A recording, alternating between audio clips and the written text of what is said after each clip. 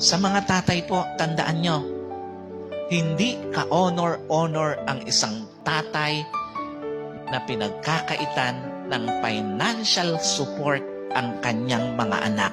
What's the point? Ang pagsuportang financial sa mga anak ay isang moral obligation. Kung mabuti kang magulang, lalo na isang tatay, hindi mo ipagwawalang bahala ang pagsuporta sa mga anak mo. Naniniwala ba kayo na kailangan nating suportahan yung mga anak natin? Hindi mo pwedeng ipagwalang bahala ang pagsuportang pinansyal sa mga anak mo. Wala kang kwentang ama kung lahat ng bisyo mo na susunod mo, pero yung mga anak mo nagugutom. Sa lahat po ng nakakarinig ng mensaheng ito, ng mga nagpapabayang magulang, lalo na tatay, wala kang kwentang tatay.